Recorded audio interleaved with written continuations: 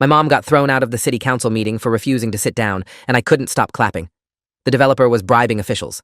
She held up her phone and said, "I have recordings of every payment you made to the planning board." The FBI arrived the next morning. The security guard grabbed my mother by the arm, and 53 people in that auditorium gasped at the exact same moment. Not because a 61-year-old retired schoolteacher was being physically removed from a public meeting. Not because Council President Donald Whitmore was screaming for order while his face turned the color of raw beef. They gasped because my mother, Eleanor Brennan, 5'4" and maybe 120 pounds soaking wet, was holding her phone above her head like a weapon, and the man in the $3,000 suit at the podium had gone completely pale. Victor Ashworth, CEO of Ashworth Development Partners, hadn't moved, hadn't blinked. He just stood there with his mouth slightly open while my mother's voice cut through the chaos like a blade. 19 payments, Victor. I have recordings of every single one. The envelopes, the amounts, the dates, the names of every council member who took your money. She was still talking as they dragged her toward the exit. You want to build your towers on top of my neighborhood? You're going to have to explain to the FBI why you paid $400,000 in cash bribes to make it happen. I was sitting in the third row, and I started clapping. Not slow, sarcastic clapping. Real applause, the kind that comes from somewhere deep in your chest when you've been waiting months for a moment like this. A few people joined in, then a few more. By the time the security guard got my mother through the double doors, half the room was on their feet. Victor Ashworth was gripping the podium like it was the only thing keeping him upright. And Donald Whitmore was slamming his gavel so hard, I thought he might put it through the table. This meeting is adjourned. Everyone out. Now. I didn't move. I just sat there watching the chaos unfold, watching Ashworth's lawyers huddle around him like he'd been shot, watching the council members exchange panicked glances across the dais. My phone buzzed. Text from my mother. Meet me at the car. Don't talk to anyone. I walked out of that auditorium with the biggest smile I'd had in 6 months, because I knew what was coming. And I knew that every single person who had tried to destroy our neighborhood, silence our complaints, and bulldoze our homes was about to learn what happens when you underestimate Eleanor Brennan. I should probably tell you how we got here. How a retired 5th-grade teacher ended up taking down one of the most powerful real estate developers on the East Coast.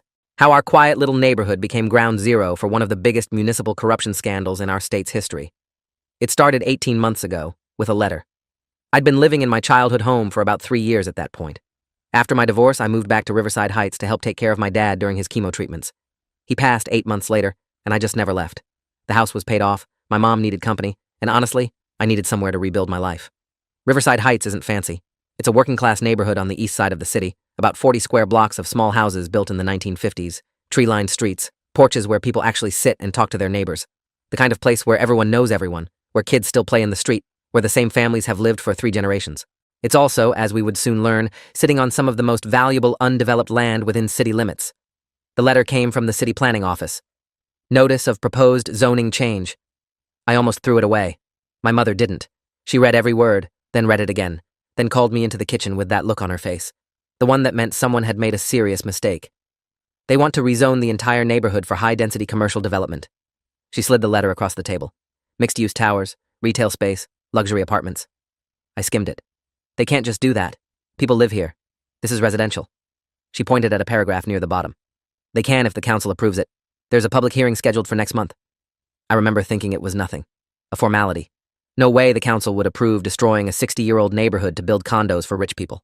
I was so naive, it's almost embarrassing to think about now. My mother wasn't naive. She'd been teaching in this city's public schools for 34 years. She knew exactly how things worked around here, who had power, who owed favors, and what happened to regular people when they got in the way of money. I'm going to that hearing, she said, and I'm going to find out who's really behind this. The public hearing was standing room only. 200 residents packed into the community center on Maple Street, most of them angry, confused, or both. The planning board sat at a long table at the front of the room, 5 members in business casual, shuffling papers and avoiding eye contact with the crowd. The board chair was a man named Gerald Okonkwo, 22 years in city government, salt and pepper hair, reading glasses perched on his nose. He called the meeting to order and immediately started reading from a prepared script about economic revitalization and community investment opportunities. Then the developer's presentation began. Victor Ashworth himself took the podium. Tall, silver-haired, the kind of tan you only get from expensive vacations. He smiled at the crowd like we were old friends. I know change can be scary, he said. But what we're proposing isn't the destruction of your community. It's its transformation. Riverside Towers will bring thousands of jobs, millions in tax revenue, and world-class amenities to an area that, frankly, has been overlooked for far too long. Someone behind me muttered something unprintable. Ashworth kept smiling. Of course, current residents will be compensated fairly for their properties. We're prepared to offer above-market rates for voluntary relocation. Voluntary. That word hung in the air like poison gas. My mother stood up during the public comment period. She was wearing her good blazer, the navy blue one she used to wear to parent-teacher conferences. Her voice was steady, clear, the voice of someone who'd spent 3 decades commanding the attention of distracted 10-year-olds. Mr. Ashworth, I have a few questions about your proposal. First, how many of the 4,300 residents currently living in the proposed development zone have been directly consulted about this project? Ashworth's smile flickered. We've conducted extensive community outreach through the proper channels. Through the proper channels. Which channels would those be? Because I've lived in this neighborhood for 38 years, and I didn't hear about this proposal until the zoning notice arrived in my mailbox 2 weeks ago. Murmurs of agreement from the crowd. Gerald Okonkwo cleared his throat. Ma'am, public notice was posted according to all applicable regulations. My mother turned to face him. Mr. Okonkwo, the regulations require notice to be posted in a newspaper of general circulation. Which newspaper was that? Silence. I checked. The notice ran once in the Westfield Business Journal, circulation 1200, primarily distributed in the financial district. Not exactly general circulation for working families in Riverside Heights. Ashworth was still smiling, but his eyes had gone cold. I appreciate your passion, ma'am, but these procedural matters are really for the planning board to address. My mother didn't sit down. She pulled a folder from her bag. I also have some questions about your company's track record, Mr. Ashworth, specifically the Greenwood Commons project in 2019. The room went quiet. Greenwood Commons was supposed to bring jobs and economic development to the Greenwood neighborhood. 3 years later, half the units are still empty, 2 of the 3 anchor retail tenants have pulled out, and property values in the surrounding area have dropped by 18%. She held up a printout. These are your own financial disclosures, filed with the State Commerce Department. The project is currently $34 million underwater. Ashworth's smile was gone now. Every development involves risk. Greenwood faced unique challenges that nobody could have predicted. Including the environmental contamination you knew about before construction began? Dead silence. My mother pulled another document from her folder. This is a soil analysis report commissioned by Ashworth Development Partners in March 2018, 6 months before ground was broken. It clearly indicates elevated levels of industrial solvents in the groundwater. Your company proceeded anyway, then acted surprised when the EPA investigation began. Gerald Okonkwo stood up. Ma'am, I'm going to have to ask you to limit your comments to the current proposal. My mother looked at him. Just looked. I will, Mr. Okonkwo, as soon as you explain why you've met privately with Mr. Ashworth 4 times in the past 2 months. The room erupted. Okonkwo's face went red. Ashworth was already packing up his presentation materials, his lawyers whispering urgently in his ear. My mother raised her voice over the chaos. I filed a public records request 3 weeks ago. I have the visitor logs from your office, Mr. Okonkwo. 4 meetings, none of which appear in your official calendar, none of which were disclosed to the other board members. She turned to face the crowd. This isn't a public hearing. This is theater. The decision has already been made, and we're just here to provide the appearance of community input. Gerald Okonkwo slammed his gavel. This meeting is adjourned. We'll reschedule the hearing for a later date. People were on their feet now, shouting, demanding answers. My mother gathered her documents and walked calmly toward the exit. I caught up with her in the parking lot. Mom, that was incredible. How did you get all that information? She smiled. I was a teacher for 34 years, sweetheart. I know how to do research.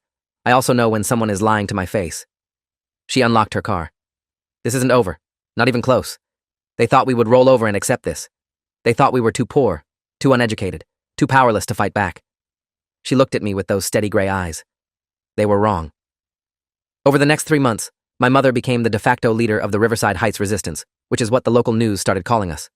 She organized community meetings, filed public records requests by the dozen, and built a network of volunteers who knocked on every door in the neighborhood explaining what was at stake. I helped where I could, but honestly, most of the heavy lifting was her. She had a gift for it, for making people feel heard, for turning anger into action, for keeping hope alive even when the news was bad, and the news was often bad. The planning board approved the zoning change 6 weeks after that first meeting, despite everything my mother had revealed. The vote was 4-1, with only one dissenting member, a woman named Priya Sharma, who called the process fundamentally compromised and demanded an independent investigation. Nobody listened. The city council scheduled a final vote for the following month. If they approved the development agreement, Ashworth would have the legal authority to begin acquiring properties through eminent domain. Our homes, our neighborhood, our entire community would be sacrificed on the altar of Victor Ashworth's profit margin. We had 30 days to stop it. I need to get inside, my mother said one evening, staring at her laptop screen. Inside what? Inside Ashworth's operation. The official records only tell part of the story. I need to know how the money moves, who's getting paid, and how they're covering their tracks. I should have realized then what she was planning. I should have asked more questions, pushed back, reminded her that she was 61 years old with high blood pressure and no business playing investigative journalist. But I didn't, because part of me wanted to believe she could do it, that she could find the evidence we needed and expose the whole rotten system for what it was. What I didn't know was that she'd already found an inside source. His name was Raymond Castellano, and he'd worked as a project manager for Ashworth Development for 11 years. He'd also been passed over for promotion 3 times, watched his pension get gutted during a corporate restructuring, and developed a serious grudge against his employer. My mother met him at a coffee shop near the Ashworth corporate office. I don't know how she found him or convinced him to talk. She never told me the details, said it was better if I didn't know. What she did tell me was that Raymond had access to financial records that never made it into official filings, records that showed a pattern of cash payments to city officials going back at least 5 years. He's scared, she said. He knows what happens to whistleblowers in this town, but he's also angry enough to take the risk. She paused. He's going to copy the files and bring them to me next week. The handoff happened at a grocery store parking lot on a Saturday morning. I was there as lookout, sitting in my car 2 rows away, pretending to scroll through my phone while my mother waited by her Camry. Raymond showed up in a gray sedan, pulled into the spot next to her, and handed her a manila envelope through his window. The whole exchange took maybe 15 seconds. He drove away without saying a word. My mother got into her car and sat there for a long moment, holding the envelope like it might explode. Then she opened it. I watched her face change as she flipped through the pages. Watched her eyes go wide, then narrow, then harden into something I'd never seen before. She looked up and caught my eye through the windshield. Her expression said everything. We had them. The documents were devastating. Bank records showing cash withdrawals from a shell company owned by Ashworth Development. Corresponding deposits in accounts linked to 4 of the 5 planning board members, including Gerald Okonkwo. Payment schedules that matched perfectly with key votes on zoning variances and development approvals going back years. And handwritten notes, apparently from Ashworth himself, detailing the amounts and recipients of each payment. This is enough to put people in prison, I said, staring at the papers spread across my mother's kitchen table. It's enough to stop the project. She shook her head. It's not enough. Not yet. I didn't understand what she meant until she explained. The documents were compelling, but they were also stolen. Illegally obtained. Any lawyer worth their salt would get them thrown out before they ever saw the inside of a courtroom. We needed corroborating evidence, something gathered through legal means that proved the same pattern without relying on Raymond's files. More importantly, we needed to catch them in the act. Ashworth has a final meeting scheduled with the council members before the vote, my mother said. Private meeting, off the books, at Donald Whitmore's house. Donald Whitmore was the council president. 63 years old, 28 years in local politics, rumored to be eyeing a state senate run. He was also, according to Raymond's documents, the biggest recipient of Ashworth's generosity, with payments totaling nearly $150,000 over the past 4 years. How do you know about the meeting? I asked. My mother smiled. Donald Whitmore's housekeeper is married to my cousin's brother-in-law. People in this town talk, especially to people they've known for 40 years. She pulled out a legal pad covered in her neat handwriting. The meeting is next Thursday evening, 7 o'clock, at Whitmore's estate in Crestwood. Mom, what are you planning? What she was planning, it turned out, was the most audacious thing I'd ever heard. She was going to record the meeting. You can't just sneak into the council president's house, I said, hearing the panic in my own voice. That's breaking and entering. That's a felony. I'm not going to break in. I'm going to be invited. She explained. Whitmore's housekeeper, Dolores Medina, had worked for him for 12 years. She'd seen things over those years, heard things, and kept her mouth shut because she needed the job and feared the consequences of speaking up. But she was also disgusted by what she'd witnessed, and when my mother approached her through family connections, she agreed to help. Dolores is going to let me into the house before the meeting starts. I'll be in the study with recording equipment while they have their little gathering in the living room. My heart was pounding. Mom, this is insane. If they catch you, you'll go to prison. Whitmore has connections everywhere. He'll bury you. She looked at me with those steady gray eyes. They're going to bury our entire neighborhood if we don't stop them. 4,300 people, most of them families who've lived here for generations, are going to lose their homes, so Victor Ashworth can build luxury condos for people who already have more money than they know what to do with. She reached across the table and took my hand. I've spent my whole life teaching children that the truth matters, that doing the right thing matters. What kind of example would I be setting if I walked away now because I was scared? I couldn't talk her out of it. Believe me, I tried. I spent the next week coming up with every possible argument, every alternative approach, every reason why this was a terrible idea. She listened patiently to all of it, then went ahead with her plan anyway. The night of the meeting, I drove her to Whitmore's neighborhood and parked 2 blocks away. She was wearing dark clothes, carrying a small bag with her recording equipment, looking more like a cat burglar than a retired teacher. If anything goes wrong, call this number. She handed me a business card. Special Agent Robert Talmadge, FBI Public Corruption Unit. I've already briefed him on what we have. If I get caught, He'll know what to do. I stared at her. You've been talking to the FBI? For 3 weeks. Raymond's documents were enough to open an investigation, but they need evidence gathered through legal means. What I'm doing tonight might be questionable, but it's not illegal. This state has one-party consent for recordings. As long as I'm present for the conversation, I can record it. You're not going to be in the conversation. You're going to be hiding in another room. She smiled. That's a legal gray area they can argue about later. Right now, I need to go. She hugged me. I'll text you when I'm done. If you don't hear from me by 10 o'clock, call Talmadge. Then she walked away into the darkness, and I sat in my car praying I wasn't about to watch my mother destroy her life. The longest 3 hours of my life passed in that car. I checked my phone every 30 seconds, jumping at every notification, every passing car, every distant siren. I imagined police cruisers surrounding Whitmore's house, my mother being led away in handcuffs, news cameras capturing her humiliation. I imagined Victor Ashworth laughing, Gerald Okonkwo smirking, the whole corrupt system grinding on unchanged, while we rotted in cells for daring to challenge it. At 9:47, my phone buzzed. Text from Mom. Got everything. Coming out now. Stay calm. 2 minutes later, she appeared at the end of the block, walking briskly but not running. She got into the car, and I could see her hands were shaking, but her eyes were bright, almost feverish. Drive. Don't speed. Don't do anything to attract attention. Just drive. I drove. What happened? She held up her phone. I have recordings of Victor Ashworth personally handing cash to Donald Whitmore, Gerald Okonkwo, and 2 other council members. I have him explicitly stating that the payments are in exchange for their votes on the Riverside Heights project. I have Whitmore joking about how easy it is to manipulate those people into accepting their fate. She laughed, a slightly unhinged sound. And I have footage of Ashworth threatening to destroy anyone who crosses him. He mentioned Raymond by name, said he knows there's a leak in his organization, and he's going to handle it after the vote goes through. My blood went cold. We have to warn Raymond.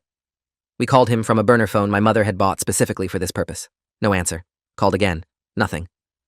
I drove to his apartment while my mother tried his number over and over. When we got there, the lights were off, his car was gone, and there was a for rent sign in the window that hadn't been there the week before. Raymond Castellano had vanished. They got to him, I said, feeling sick. Or he got out while he still could. My mother's voice was grim. Either way, we're on our own now. We spent the rest of that night making copies of everything. The original recordings went into a safety deposit box at a bank across town. Copies went to 3 different cloud storage services under encrypted accounts. We mailed USB drives to my mother's sister in California, to my college roommate in Boston, to a former colleague of hers who'd retired to Florida. If anything happened to us, the evidence would survive. Then my mother called Special Agent Robert Talmadge and told him everything. I listened to her side of the conversation, watched her face cycle through emotions as Talmadge asked questions, raised concerns, and finally agreed to meet with her the next day to review what she'd gathered. When she hung up, she looked exhausted, but relieved. He says we have enough, more than enough. But he needs time to build the case properly, get warrants, coordinate with local prosecutors who aren't compromised. How long? Weeks, maybe months. She rubbed her eyes. The vote is in 12 days. The next 12 days were a masterclass in controlled chaos. On one front, my mother continued her public campaign against the development, attending every council meeting, filing every possible objection, keeping the pressure on through media appearances and community organizing. On another front, Special Agent Talmadge and his team were quietly building their case, interviewing witnesses, subpoenaing bank records, and assembling the evidence needed for arrest warrants. The 2 tracks weren't supposed to intersect. The FBI wanted to keep their investigation secret until they were ready to move. My mother agreed to cooperate, to avoid doing anything that might tip off the targets. But then, Victor Ashworth made a mistake. 3 days before the final vote, he held a press conference announcing a generous community benefits package for Riverside Heights residents. Relocation assistance, job training programs, priority hiring for construction positions. He stood in front of a banner that read, "Building Tomorrow's Community Together," and smiled at the cameras like he was doing us all a favor. My mother was in the audience. She hadn't planned to say anything, just wanted to observe, to see him up close one more time before justice caught up with him. But then a reporter asked about the allegations of corruption that had been circulating on social media, and Ashworth laughed. Actually laughed. Look, there are always going to be people who resist progress, he said, still smiling. Some folks in that neighborhood have spread some pretty wild conspiracy theories about this project. Bribery, corruption, secret meetings. It's all nonsense, of course. But I understand where it comes from. Change is scary. When you've lived in the same place for decades, the idea of something new can feel threatening. He shook his head with practiced sympathy. I hope those folks will eventually see that what we're offering is an opportunity, not a threat. And I hope they'll stop spreading lies that damage the reputations of hardworking public servants who are just trying to do their jobs. My mother stood up. Every head in the room turned toward her. Mr. Ashworth, I have a question. His smile flickered. He recognized her, I could tell. Ma'am, this is a press conference. Questions are for credentialed media only. Then consider this a statement. She pulled out her phone. You just called the allegations of corruption nonsense and lies. Would you like to explain this? She held up the phone. Even from where I was standing in the back, I could hear Ashworth's voice coming from the tiny speaker, clear as day. That's another $50,000 for Whitmore. He's getting greedy, but we need his vote, so pay the man. The room went dead silent. Ashworth's face went through several colors in rapid succession. His lawyers started moving toward him. His PR team was already on their phones, probably trying to figure out how to spin this disaster. My mother didn't stop. She advanced toward the podium, still holding her phone, still playing the recording. You want to hear more? Here's you telling Gerald Okonkwo exactly what to say at the planning board meeting. Here's you discussing how to handle employees who ask too many questions. Here's you threatening to destroy the career of anyone who opposes you. Security guards were converging on her now, but she kept talking, her voice cutting through the chaos. You thought you could buy this city, Mr. Ashworth. You thought your money made you untouchable. You were wrong. They escorted her out of the building, but the damage was done. Every reporter in that room had captured the audio. Every camera had recorded Ashworth's face as the mask slipped. By the time I got to my mother in the parking lot, her phone was already blowing up with interview requests. That wasn't the plan, I said, half angry, half awed. I know. She was breathing hard, but her eyes were shining. Sometimes you have to improvise. The story exploded. Local news, then regional, then national. Small-town teacher takes on corrupt developer made for irresistible television, especially with the audio clips my mother had released. Victor Ashworth went into damage control mode, issuing statements through his lawyers, denying everything, threatening defamation suits against anyone who repeated the allegations. It didn't matter. The recordings were too clear, too damning. And once the story broke, other people started coming forward. Former employees with their own horror stories, residents from other neighborhoods Ashworth had bulldozed, journalists who'd been investigating him for years but never had enough evidence to publish. The FBI moved up their timeline. Special Agent Talmadge called my mother the morning after the press conference explosion. We're going to need you to come in and make a formal statement, and we're going to need the original recordings. My mother handed over everything. Every file, every backup, every piece of evidence she'd gathered over months of investigation. She also gave them something else. The names and contact information of a dozen potential witnesses, people she'd identified through her research who might have information relevant to the case. Talmadge looked at the list and shook his head slowly. Mrs. Brennan, have you ever considered a career in law enforcement? She smiled. I prefer teaching.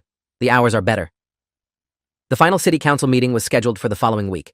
Despite everything that had happened, despite the recordings and the media coverage and the FBI investigation, the vote was still going forward. Donald Whitmore insisted on it, claiming the allegations were unsubstantiated, and the council had a duty to the taxpayers to make a decision on the development agreement. I think he believed, even then, that he could still win, that his connections would protect him, that the system would bend around him one more time. The auditorium was packed, standing room only, with overflow crowds watching on screens in the lobby. Every major news outlet in the state had sent crews. There were protesters outside, both for and against the development, their chants creating a constant background noise that filtered through the walls. My mother and I were in the third row. She was wearing her navy blazer again, the one from the first public hearing 18 months ago. Her folder of documents sat in her lap, though she probably wouldn't need it. Everything was already out in the open now. The meeting began with public comments. For 2 hours, residents stood up and shared their stories. Families who'd lived in Riverside Heights for generations, small business owners who would lose everything if the development went through, elderly residents who had nowhere else to go. Then the council members spoke.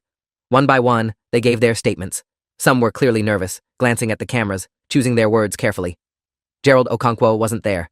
He'd resigned from the planning board 3 days earlier, citing personal reasons. 2 other council members had suddenly discovered scheduling conflicts that prevented them from attending. That left 3 voting members, including Donald Whitmore. After careful consideration of all relevant factors, Whitmore began, reading from prepared remarks, I believe this development represents the best path forward for our city's economic future. My mother stood up. Point of order. Whitmore looked up, his face hardening.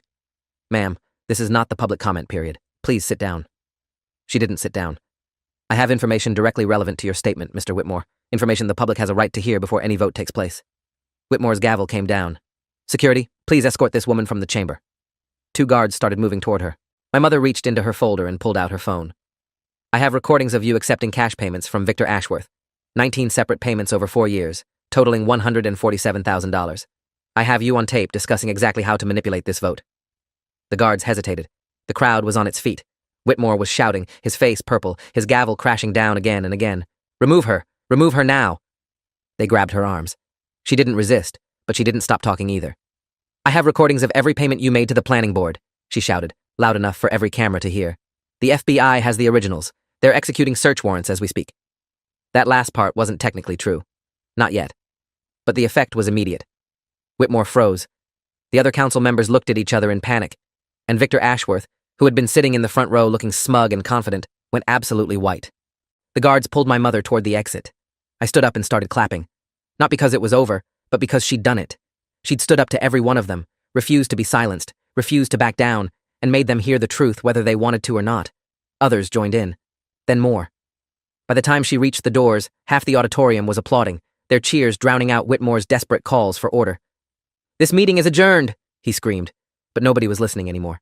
The story was already writing itself, cameras capturing every moment, reporters already filing their updates, the whole rotten system cracking apart in real time. I found my mother in the parking lot, surrounded by reporters shouting questions. She answered them calmly, professionally, like she'd been doing press conferences her whole life instead of parent-teacher nights. Yes, she had evidence of systematic corruption. Yes, she'd been working with federal investigators. Yes, she believed justice would be served. No, she wasn't afraid of retaliation. "I spent 34 years teaching children that the truth matters," she said, looking directly into the cameras. "That doing the right thing matters, even when it's hard. Especially when it's hard. I couldn't live with myself if I'd stayed silent while they destroyed my community." We didn't go home that night. Special Agent Talmadge had arranged for us to stay at a hotel outside the city, just in case anyone decided to do something stupid. The FBI had indeed executed search warrants that evening, hitting Whitmore's home, Ashworth's office, and several other locations simultaneously. By midnight, they had enough physical evidence to corroborate everything in my mother's recordings. The arrests began the next morning. I was eating breakfast in the hotel restaurant when my phone started buzzing with news alerts. Donald Whitmore, taken into custody at his home. Gerald Okonkwo, arrested at the airport trying to board a flight to Miami. 2 other council members, picked up at their offices. And Victor Ashworth, led out of his corporate headquarters in handcuffs while cameras flashed and reporters shouted questions he refused to answer. The charges were extensive: bribery, public corruption, fraud, conspiracy, money laundering. Federal prosecutors estimated that Ashworth's operation had funneled over $2 million to local officials over the past decade, buying approvals for developments across 3 counties. The Riverside Heights project was just the most recent, most brazen example. My mother watched the coverage with a strange expression on her face. Not triumph, not satisfaction, just a kind of quiet relief. "It's really over," she said. "No." I shook my head. "It's really just beginning. The trials, the appeals, the legal battles. This is going to go on for years." "I know." She smiled. "But they can't build their towers now. They can't take people's homes. That part is over." She was right. With the council members under indictment and Ashworth's company collapsing into bankruptcy, the Riverside Heights development was dead. The zoning changes were reversed. The eminent domain threats evaporated. 4,300 people got to stay in their homes. My mother became something of a local celebrity after that. The teacher who took down the corrupt developer. News profiles, podcast interviews, even a mention in the mayor's State of the City address.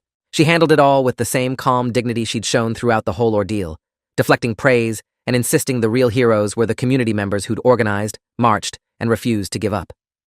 The trials took 18 months. I attended most of them, sitting in the gallery, watching the legal machinery grind through evidence I'd seen gathered in real time. Victor Ashworth was convicted on 12 counts and sentenced to 15 years in federal prison. Donald Whitmore got 8 years. Gerald Okonkwo cooperated with prosecutors and received 5 years, reduced for testimony against the others. The 2 other council members took plea deals and got probation plus fines. Raymond Castellano, we learned, had disappeared into witness protection the night before we tried to contact him. The FBI had pulled him out when they realized Ashworth was onto him. He testified via video link, his face obscured, his voice altered, but his evidence was crucial in securing the convictions. Priya Sharma, the one planning board member who'd voted against the project, was appointed interim council president. Her first act was to establish an independent ethics oversight committee. Her second was to name the new community center in Riverside Heights, after my mother. My mom cried when she heard. It was the only time I saw her cry through the whole thing. 6 months after the final sentencing, I was helping my mother clean out the garage when I found the folder. The original one, from before everything went digital, before the FBI got involved, before any of it became national news. Just handwritten notes, newspaper clippings, printouts from her early research. Right on top was a sticky note in her neat handwriting. "They think we won't fight back." I laughed out loud. She came over to see what I'd found. "Oh, that. I wrote that the night after the first planning board meeting. After Ashworth smiled at us like we were stupid. After Okonkwo shut me down for asking questions." She took the folder from my hands, flipped through it slowly. I was so angry that night. Angry and scared and not sure what to do about either feeling. She looked at me. But I knew I wasn't going to let them win without a fight. I hugged her. "I'm proud of you. You know that, right?" "I know." She hugged me back. "I'm proud of you too. For being there. For supporting me. For not trying too hard to talk me out of the crazy parts.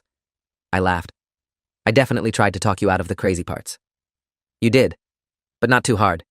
You knew I had to do it. She was right. I had known. Because she'd spent my whole life teaching me the same thing she'd taught thousands of students over 3 decades. That the truth matters. That doing the right thing matters.